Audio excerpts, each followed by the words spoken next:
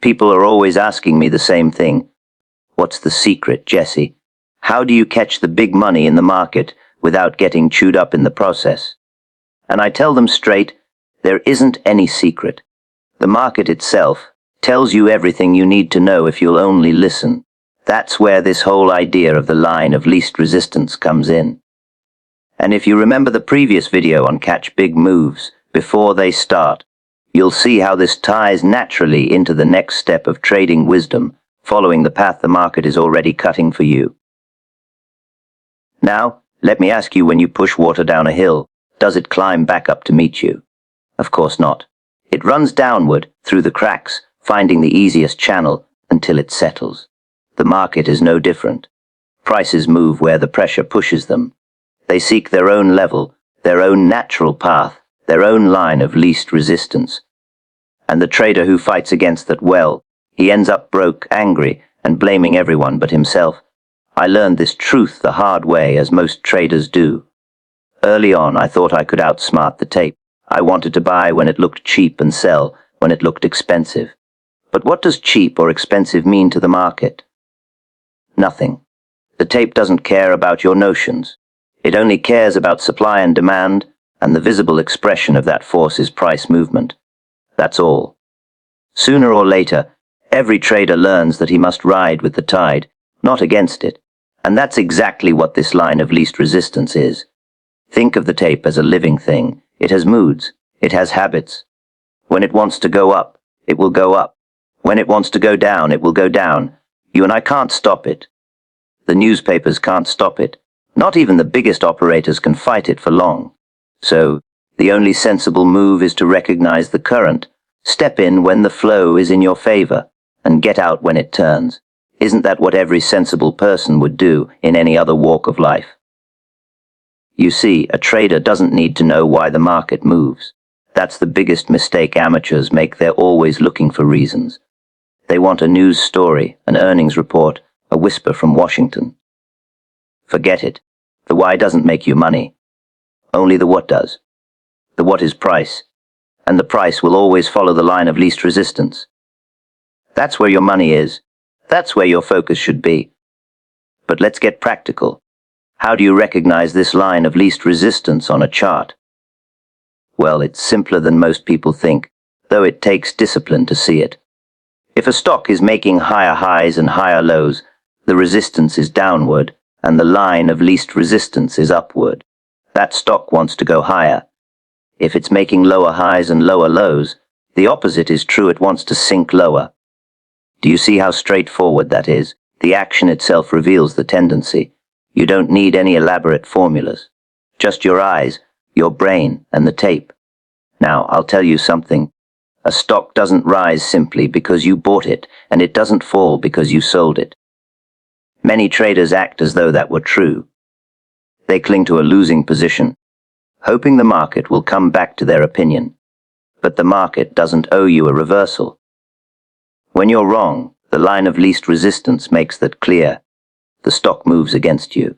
And if you're wise, you'll cut your loss quickly and step aside.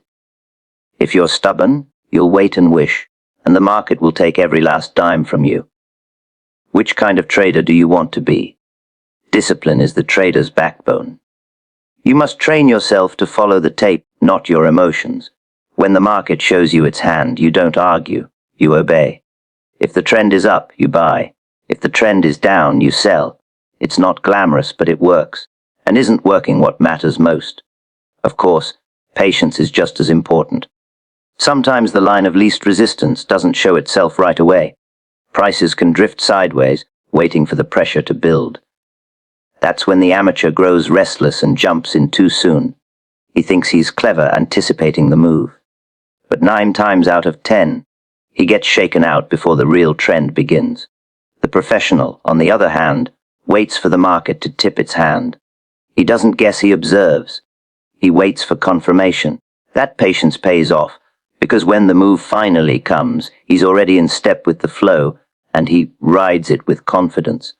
And let me tell you, confidence is everything in trading. Not the false confidence of opinions or tips, but the earned confidence that comes from reading the tape correctly and acting in harmony with the line of least resistance.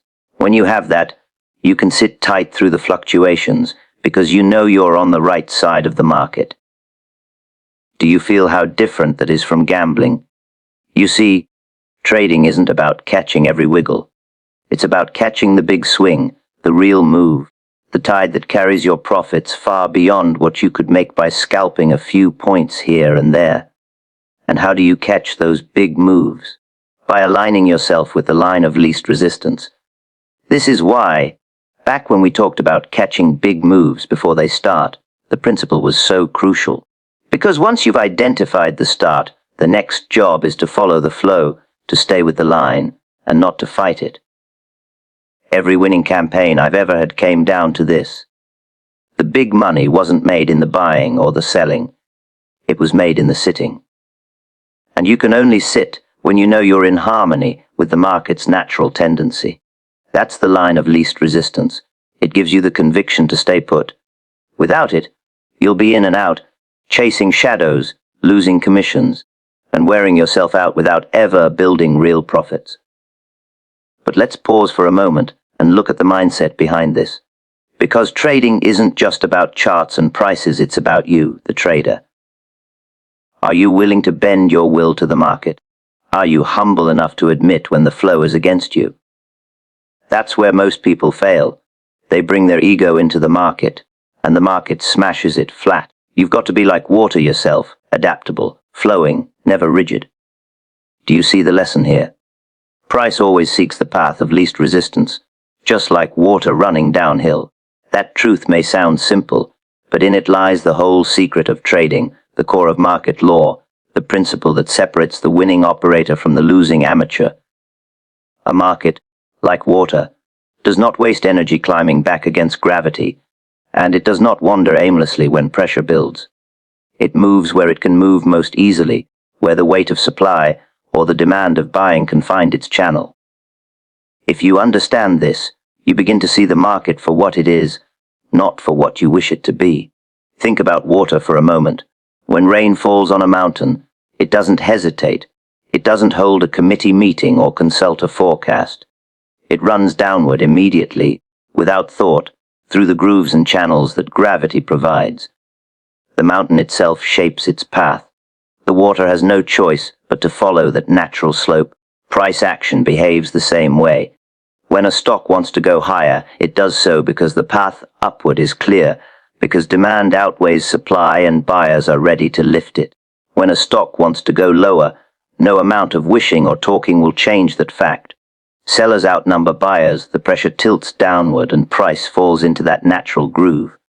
Now, have you ever noticed how traders complicate this? They'll argue endlessly about whether a stock is cheap or expensive, whether earnings justify a certain price, or whether the economy supports a move. But does the water ask permission before flowing downhill? No. It simply obeys the law of nature. In markets, the law of nature is supply and demand, expressed in prices on the tape. That's all. If you fix your eyes on that, you strip away the noise and begin to follow what truly matters. When you look at a chart, what do you really see? Not lines and candles, not colors or numbers, but the footprints of buyers and sellers pressing against one another. Each tick is a battle won by one side or the other. Over time, those battles trace a pattern. That pattern is the slope of the mountain. If highs keep getting higher and lows follow suit, the mountain is tilted upward, and the water, the price, will flow higher. If highs get lower and lows follow lower still, the mountain slopes downward, and price runs down with it. Is it not plain once you view it this way? But here is where human weakness enters. The amateur looks at a rising price and says, "It's gone too high. It must come down." He's fighting gravity. He's expecting water to flow uphill, and then he wonders why he drowns when the market keeps running higher. Or he sees a stock sinking and says, "It's too cheap to go any lower." That's the same mistake, expecting gravity to reverse itself simply because he believes it should. The tape does not bend to your wishes. The line of least resistance is stronger than any opinion, stronger than any tip or theory. Do you see the danger of calling tops and bottoms? Everyone wants to buy at the very bottom and sell at the very top. But that game is for dreamers, not traders. A trader doesn't need to pick the lowest tick or the highest tick. He only needs to identify the slope of the mountain and ride with it. If it's sloping upward, he buys. If it's sloping downward, he sells. If it's flat, he waits. That is all. Doesn't that sound far more sensible than guessing reversals? And yet, the temptation is always there. The novice says, if I can catch the very bottom, my profit will be bigger. True, but how often does he catch it? 1 time out of 10, maybe less. And the other 9 times, he's stuck in a losing position, waiting for the tide to turn, while the professionals are already flowing with the water, piling up profits by doing the obvious. The obvious is often the hardest thing for the human mind to accept. Why? Because ego gets in the way. Ego wants to be right, to be clever, to outsmart the tape, but the tape doesn't reward cleverness. It rewards obedience. There is another point to grasp. Water not only flows downward, it also avoids obstacles. Put a rock in its way and it flows around it. In markets, resistance levels are those rocks. When a price approaches a level where sellers have stood firm before, it may hesitate. But if the buying pressure is strong enough, if demand is overwhelming, the water will surge over that rock and keep moving. That's the breakout. And once the breakout occurs, the path forward is often smoother because the obstacle has been cleared. Have you noticed how prices often move faster after breaking through resistance? That's the water rushing freely after pushing past the dam. Support works the same way in reverse. It's the floor where demand has proven itself before. Price may bounce when it reaches that level. But if sellers overwhelm it, the floor collapses, and the price plunges because the next natural path lies lower. That's why support breaks are so dangerous. Traders who expected the floor to hold find themselves trapped, and their forced selling becomes the fuel that drives the move lower. Do you see how the line of least resistance is not just about direction, but also about the ease of continuation once obstacles are cleared? Now, think about the psychology behind this. When prices flow along the line of least resistance, they gather momentum. Other traders notice. They jump in. The flow strengthens. It becomes self-reinforcing. That's why trends persist longer than most expect. The amateur keeps looking for reversals, while the professional rides the stream, knowing that water tends to keep running in the same direction until the slope changes. That persistence is where the big money lies. Do you ever catch yourself doubting a trend because it's gone too far? Ask yourself, too far compared to what? The water doesn't stop halfway down the hill because it thinks it's moved enough. It keeps running until it reaches a new level. The same is true for price. A stock doesn't reverse just because you think it should. It reverses only when the balance of supply and demand tilts the other way, when the slope itself changes. Until then, the only logical course is to follow along. Of course, this doesn't mean you buy blindly or sell blindly. You must always protect yourself. The line of least resistance is your guide, but discipline is your shield. When the slope changes, you change with it. If you're long in an uptrend and the highs stop climbing, if the lows begin to break, that tells you the slope is shifting. You don't argue. You don't pray. You obey. You step aside or reverse. That flexibility is what keeps you alive, and patience, don't forget patience. Sometimes water pools before it finds its next channel. It looks still, but pressure is building beneath the surface. That's a trading range. Impatient traders waste money buying and selling in the chop, while patient ones wait for the break, for the water to tip again. Once it tips, the new line of least resistance appears, and the move begins in earnest.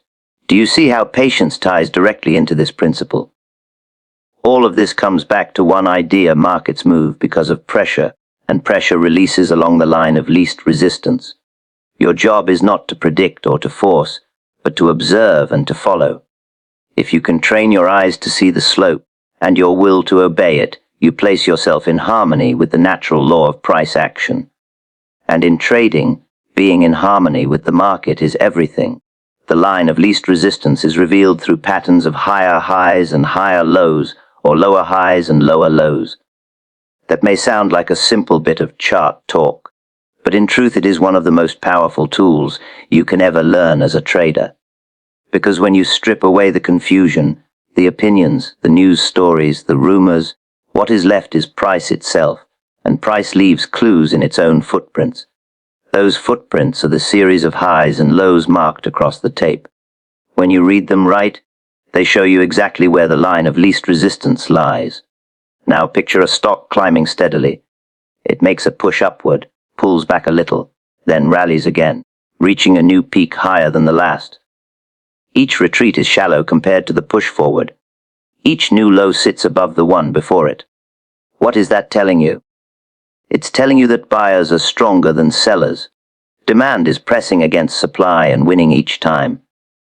The pressure is tilted upward. That stock is traveling along the line of least resistance, pointing higher. Do you need a newspaper headline to confirm it? Do you need a broker's tip? No, the action itself is proof enough. The higher highs and higher lows are the signature of strength. In reverse, think about a market that keeps sagging. Every rally attempt stalls sooner than the last. Every pullback dips lower, lower highs, lower lows. The pattern spells weakness in black and white. Sellers are stronger than buyers. Supply is pressing harder each time, and demand is too feeble to push back. That is the line of least resistance pointing downward. If you're buying in such a situation, you are fighting a tide that only one outcome awaits: loss. The tape is warning you clearly, but only if you are humble enough to read it. Why do these patterns matter so much? Because they capture the psychology of crowds. When a stock keeps making higher highs and higher lows, it shows that optimism is building. Traders are willing to pay higher prices to own it. Pullbacks invite new buyers who missed the last leg. Each dip becomes shallower because confidence grows. The line of least resistance is not just lines on a chart, it is the collective emotion of thousands of participants voting with their money. Doesn't that strike you as more reliable than a single analyst's opinion? The same holds for downtrends. A series of lower highs and lower lows means fear outweighs hope. Every attempt to rally runs into quicker selling. People are eager to get out, and new buyers are reluctant to step in. That cascade feeds on itself until the slope steepens. You don't need to ask why. Fear itself is enough explanation. And the footprints are there, plain as day, if you look at them without bias. Now, many traders ignore these clues because they seem too simple. They'd rather complicate things with elaborate indicators, formulas, and predictions. But ask yourself this: what could be clearer than price itself? When a stock shows higher highs and higher lows, the trend is up. When it shows lower highs and lower lows, the trend is down. That's the law of the market. Would you ignore a weather vane spinning in the wind just because it's too obvious? Let's take a closer look at the structure of these movements. In an uptrend, the important signal isn't just the higher highs, it's the higher lows that matter even more. Why? Because a higher low shows that demand stepped in earlier than before. Buyers refused to let the stock sink back to the old level. They showed eagerness. That eagerness proves the underlying strength.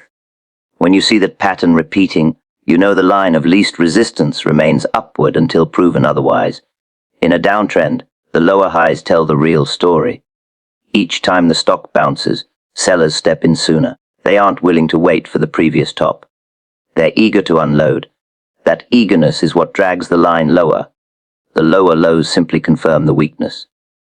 So in truth, when you read the tape, you should watch carefully how the lows behave in an uptrend and how the highs behave in a downtrend. Those are the early warnings of continuation or reversal. Now, let me ask you, how many times have you bought into a stock thinking it was cheap, only to see it get cheaper? How many times have you sold short thinking it was too high, only to watch it climb higher still? That happens because you ignored the footprints. The chart was already showing you the line of least resistance, but you let your opinion override it. You thought you were smarter than the pattern. But the market doesn't pay for smart ideas, it pays for correct alignment with its natural flow. There is also the question of time frames. A stock may show higher highs and higher lows on the daily chart, but lower highs and lower lows on the weekly chart. Which do you trust? The longer the time frame, the more weight it carries. A daily uptrend inside a weekly downtrend may be nothing more than a counter move, a temporary rally before the larger decline resumes. That's why professionals always align themselves with the bigger picture. The line of least resistance is strongest on the broader slope. The smaller moves are ripples in the stream, but the current itself is what matters. Another thing to consider, these patterns are not drawn with perfect symmetry. Real markets are messy. You may see a sudden dip that breaks the sequence for a day or two, only for the stock to resume its climb. That doesn't mean the principle is broken. It means you must look at the overall structure, not obsess over each tick. The market is a living thing, and its footprints are written with human emotion, not with a ruler. The key is to ask yourself, is the general tendency upward with higher highs and higher lows, or downward with lower highs and lower lows? That tendency is the line of least resistance. And what about sideways markets? What if the highs and lows are flat, neither rising nor falling? Then the line of least resistance is neutral. The water is pooling, building pressure. Traders who rush in during such ranges usually get chopped to pieces. The professional waits, patient, until the breakout reveals the next slope. And when the breakout comes, the new sequence of highs and lows tells the story.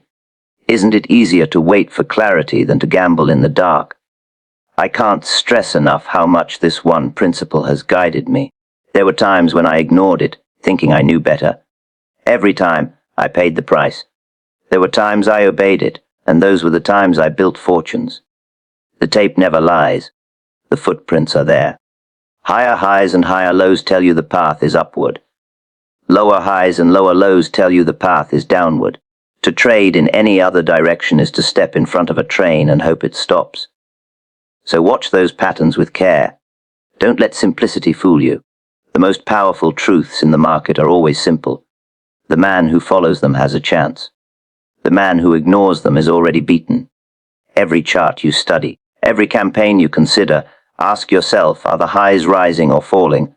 Are the lows rising or falling? That's the slope. That's the flow. That's the line of least resistance speaking directly to you. Fighting the market's natural direction is the fastest way to lose. Every trader learns this, though most learn it the hard way. You cannot bend the market to your will. You cannot force prices to turn because you believe they should. The market is bigger than you, bigger than your account, bigger than any opinion. It does what it wants, when it wants, and the only question is whether you will flow with it or fight against it. If you fight, you will lose. That is the immutable law of speculation. Think of a man standing in a river, trying to push the current back upstream with his hands. Can he do it? Of course not. The water will always win, because it has the greater force. The market is the same. When prices are in an uptrend, shorts who fight it eventually drown in losses. When prices are in a downtrend, longs who refuse to let go get dragged under. Do you see the picture? The current doesn't stop just because one man wishes it to. And yet how many traders behave as if they alone can stop a wave that millions of others are fueling? It usually begins with pride. A trader looks at a stock making new highs and says to himself, "It's gone too far, I'll short it. It can't go any higher." He's declaring war on the market's strength, but the market doesn't hear him. The demand is real. The buying pressure is there. Each rally invites more buyers, not fewer. And the poor fellow is squeezed, then squeezed again, until he finally throws in the towel. By then he has lost not just money but confidence. Why did he suffer? Because he chose to fight instead of flow. The same mistake happens on the other side. A stock is sinking, making new lows. Traders who bought higher are holding on, hoping it will come back. They tell themselves, it's oversold, it's due for a bounce. It can't go much lower. But what is that if not another fight against the market's natural direction? Each rally attempt is smothered by sellers rushing to escape. Each bounce collapses sooner than the last. The longs keep hoping, but hope is no match for supply. The line of least resistance is down, and down it will go, no matter how strong their desire for a reversal. Do you see how much of this comes from ego? A trader doesn't want to admit he's wrong, so he clings to his position, arguing with the tape. He forgets that the tape is always right.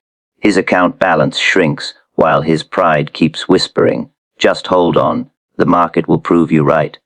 But the market doesn't exist to prove anyone right.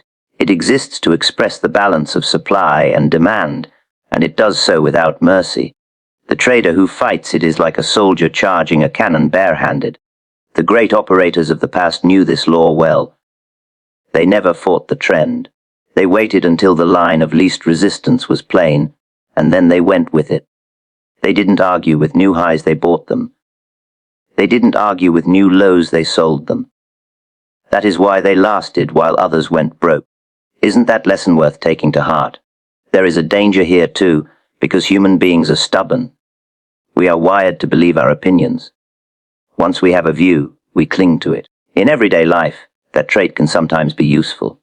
In the market, it is fatal. The tape doesn't care about your logic, your analysis, or your reasoning. It only cares about force.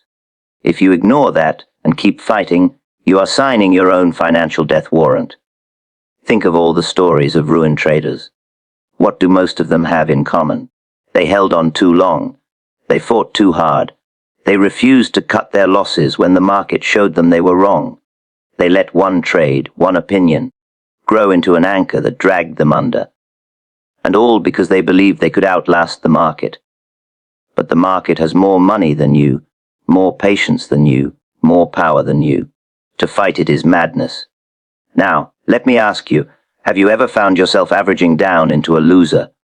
Adding more because you thought the stock was too cheap to keep falling? If you have, you already know the pain of fighting the market. Averaging down is nothing but a stubborn duel with the line of least resistance. You are saying, I don't care that the trend is against me. I'll double my bet. That is the path to ruin. One bad move becomes two, then three, until the account is shattered. Professionals never average down. They cut the loss, admit the market is right, and live to fight another day. And what about taking profits too soon when you're actually in line with the market? The two can be a kind of fight. You're resisting the trend, doubting it, thinking it must reverse at any moment. So you snatch a small profit and watch the stock soar without you. You fought the flow in a quieter way by refusing to ride it fully. Fear kept you from trusting the line of least resistance.